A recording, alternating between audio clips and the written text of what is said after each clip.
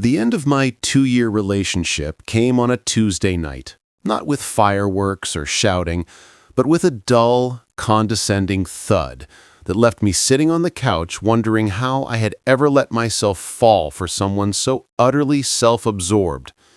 Amber, my girlfriend, or rather soon-to-be ex, sat across from me, legs crossed like she was giving a TED Talk about her own greatness. For weeks, she had been pulling away, coming home late, talking endlessly about her art and the creative future she just knew she was destined for, while barely acknowledging the fact that the rent, the bills, the groceries, and about 80% of our shared life were covered by the very hand she so often dismissed as too simple, too greasy, too mechanical to be worthy of her world. Amber liked to call herself an artist, but what that really meant was she worked part-time at a coffee shop, dabbled in painting when she felt inspired, and spent hours talking about the novel she was going to write someday. In her mind, she was a genius waiting to be discovered. In mine, she was someone coasting on romantic ideals while leaning on me to handle reality. That night, she finally unveiled her rehearsed breakup speech, a masterpiece of vague phrases and self-important justifications. She spoke of needing to nurture her creative soul, of feeling stifled by the weight of responsibility, and how my steady, reliable nature was suffocating her need for passion and spontaneity. The subtext was clear. She wanted freedom without accountability, adventure without sacrifice, and me, her dependable, hard-working mechanic boyfriend, wasn't glamorous enough to fit the image she wanted for herself. I listened quietly, because I knew arguing was pointless. I've rebuilt enough engines to know when one is too far gone to salvage. Then came the final insult, wrapped up in the kind of faux compassion that only made it sting worse. She reached out, put her hand on my knee like she was granting me some great kindness, and said, "We'll always be friends, though, right?" Her eyes were full of smug pity, her smile soft with relief, as though she had successfully freed herself from the burden of commitment while still keeping her safety net firmly in place. She expected me to nod, to thank her, to remain her handyman, bill payer, and emotional cushion under the new label of friend. Instead, I smiled slowly, evenly, and gave her the one word she wanted most to hear but least understood: absolutely. She lit up with gratitude, completely unaware that in that moment a switch had flipped inside me. My heart didn't break. It hardened. She thought she was reclassifying a boyfriend into a friend, but in truth, she had downgraded herself from partner to stranger. And she was about to learn that friendship with me didn't come with rent money, free car repairs, or endless emotional labor. From that night on, I stopped being Amber's provider and became exactly what she had asked for. Just a friend. One who offered empty encouragement and the kind of support you could get from a motivational poster. The first blow landed immediately when I told her, calmly and without hesitation, that I'd be moving out by the end of the month. Watching the smile crack on her face was like watching glass shatter in slow motion. Suddenly, the apartment she loved bragging about to her artsy friends didn't feel so stable when she realized her share of the rent was no longer quietly subsidized by me. She followed me from room to room as I packed, her voice climbing higher with every word. First confusion, then panic, then outright rage. "You can't just abandon me here, Jake. The lease is in both our names. You're legally responsible," she shouted, as though yelling "legally responsible" would magically erase the reality that she had no money to cover her share. I didn't break my stride. I calmly explained that yes, I'd cover my half until the end of the month, and then she had options: find a new roommate or break the lease and split the penalty.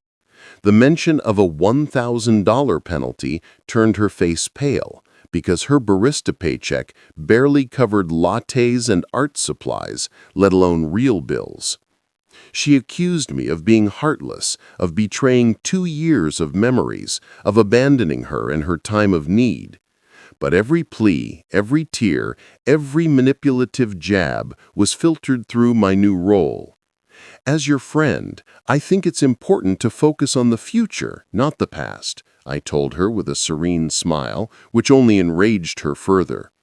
The real test came when the power went out a week later. She called me, whispering in panic that the lights and Wi-Fi were dead. "Jake, you have to come fix it. I don't know what to do."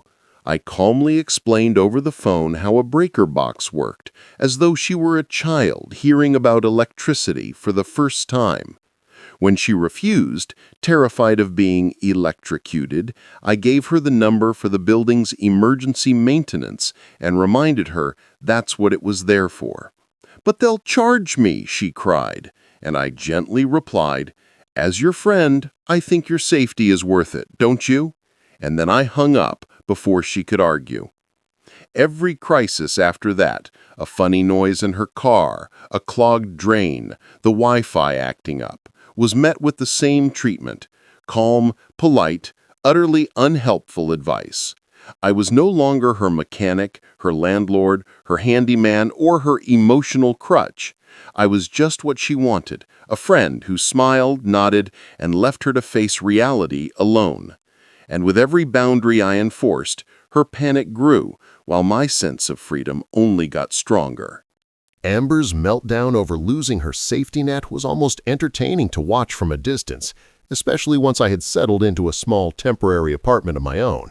But the real twist in the story came in the form of Maya, our quiet, no-nonsense roommate. Maya had always kept her head down, working long shifts as a vet tech, rarely engaging in Amber's constant drama. But after I moved out, she and I started exchanging texts.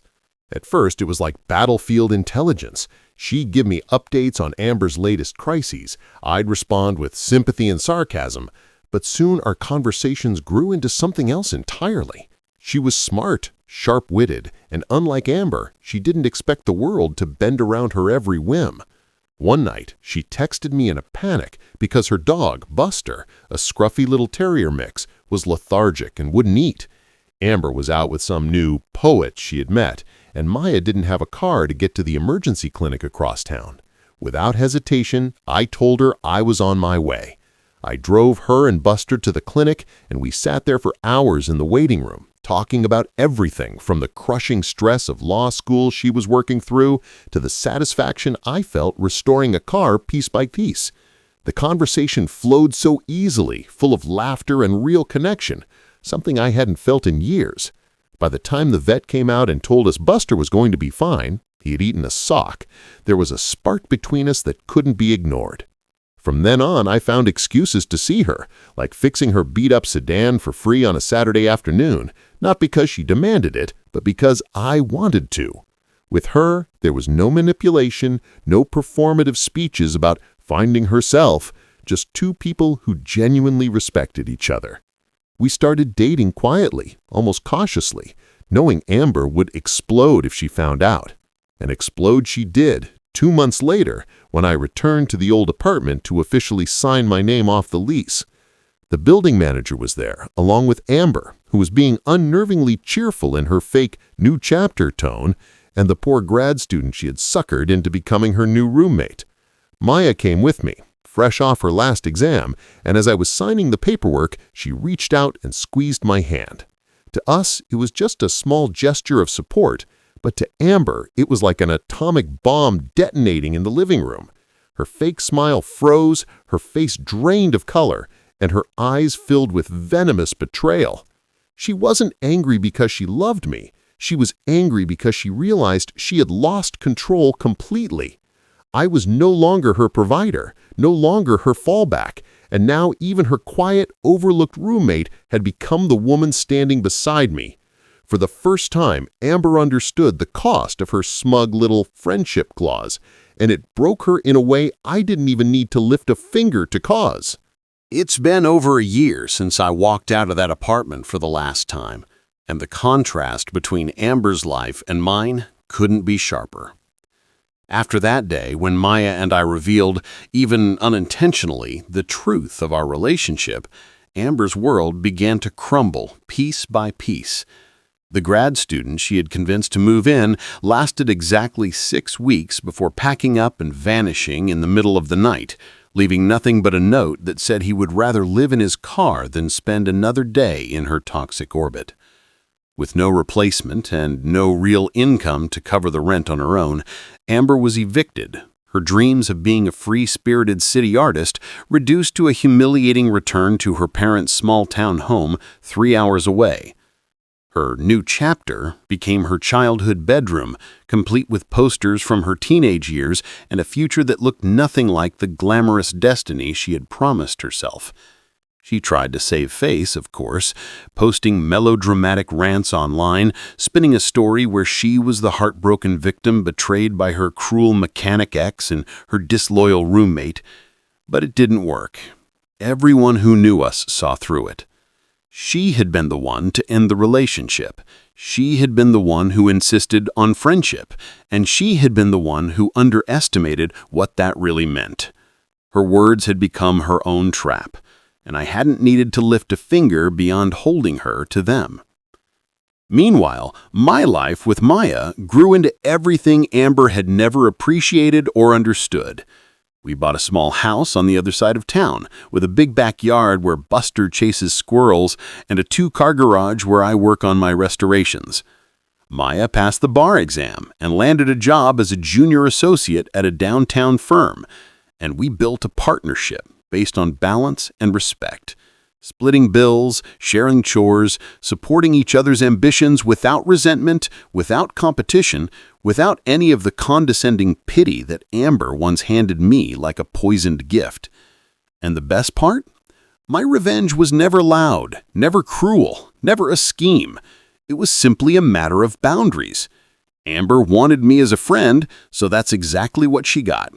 A smiling, supportive friend who gave her nothing more than hollow advice and polite detachment, leaving her to experience the consequences of her own choices. She thought she was cutting ties with a boring mechanic to chase freedom, but in reality she cut away the foundation of her entire life. She collapsed under the weight of her own decisions, while I quietly built something stronger, better, and real with a woman who actually valued me. That, in the end, is the sweetest revenge. Not destruction, not bitterness, but living well while the person who underestimated you drowns in the very independence they thought they wanted.